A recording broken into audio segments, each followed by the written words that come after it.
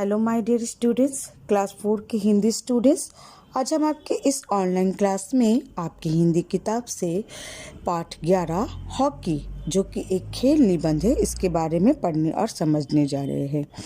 बच्चों, यह पाठ संकलित से लिया गया है। हॉकी भारत का सर्वप्रिय और राष्ट्रीय खेल है। निबंध में हॉकी के इतिहास और भारतीय हॉकी की विशेषताओं के बारे में बताया गया है। तो हम शुरू करते हैं। हॉकी भारत का एक लोकप्रिय एवं राष्ट्रीय खेल है। जिस प्रकार यह खेल पिछले कई दशकों से देश में खेला जा रहा है, उससे यह प्रतीत होता है कि यह खेल भारतीय है। वास्तविकता यह है कि भारतवर्ष में हॉकी को अंग्रेजों ने शुरू किया था। भारतीय इस खेल में दक्ष हो गए और अंतर्राष्ट्रीय मैचों में विजय प्राप्त करके नाम कमाया। बच्चों, हॉकी भारत का एक लोकप्रिय और राष्ट्रीय खेल है। ठीक है, जिस प्रकार यह खेल पिछले कई दशकों से देश में खेला जा रहा है, उससे यह पता चलता है कि यह खेल भारतीय है। लेकिन भारतवर्ष में हॉकी को अंग्रेजों ने शुरू किया था, लेकिन भारतीयों ने हम भारतीय इस खेल में इतने कुशल हो गए कि अंतर्राष्ट्रीय मैचों में विजय प्राप्त करके नाम कमाया। बहुत पहले ईरान के लोग बल्लों से एक खेल खेला करते थे। यह खेल हॉकी से मिलता था, किंतु वह खेल हॉकी की तरह बढ़िया नहीं था। ईरानियों से यह खेल यूनानियों ने सीखा और उसे रोम तक पहुंचाया।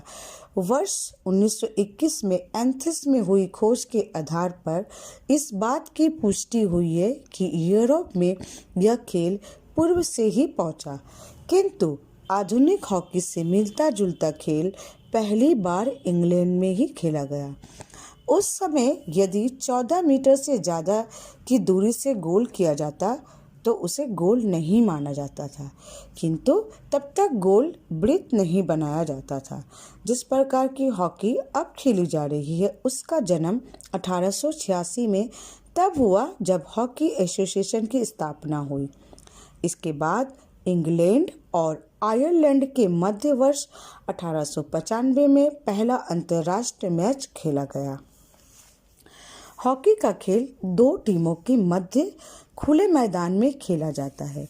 प्रत्येक टीम में 11-11 खिलाड़ी होते हैं। प्रत्येक टीम गोल करने का प्रयत्न करती है। हॉकी का मैदान 92 मीटर लंबा और 52 से 56 मीटर चौड़ा होता है।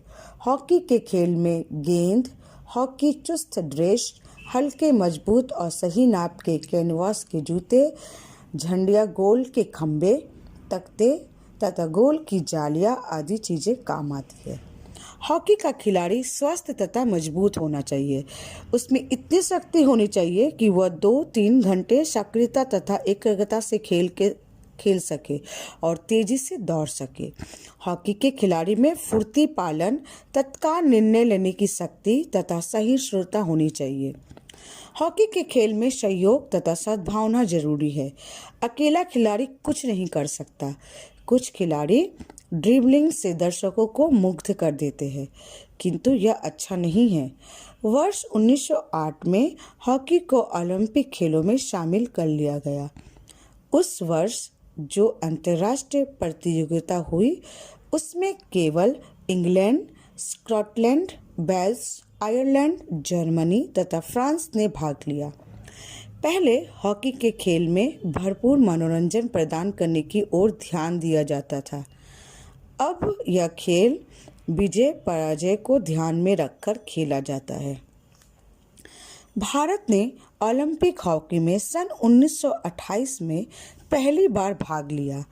भारत ने अंतिम स्पर्धा में हॉलैंड को 23 गोल से पराजित करके हॉकी जगत में अपने नाम का सिक्का जमा दिया।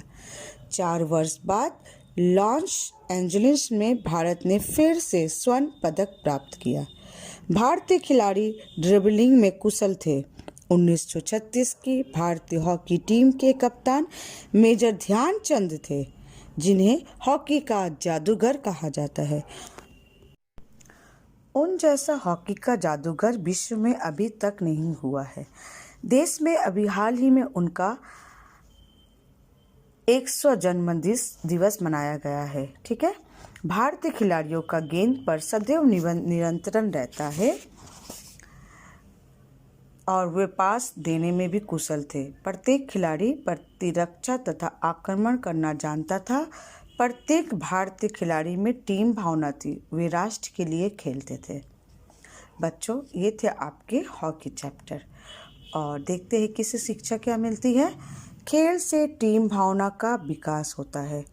खेल से क्या होता है, जो हमारी टीम बनाते हैं खेल का, उसकी भावना का माने आगे बढ़ने का और उन्नति का विकास होता है। ठीक है, तो बच्चों आप इस पाठ के जो ये शब्दों के अर्थ दिए हुए हैं, इसे आप लोग आपकी हिंदी कॉपी में लिख लीजिएगा और प्रश्न उत्तर मैं आप लोग को लिख के भेज दूंगी और होमवर्क भी मैं भेज दूंगी। Thank you students.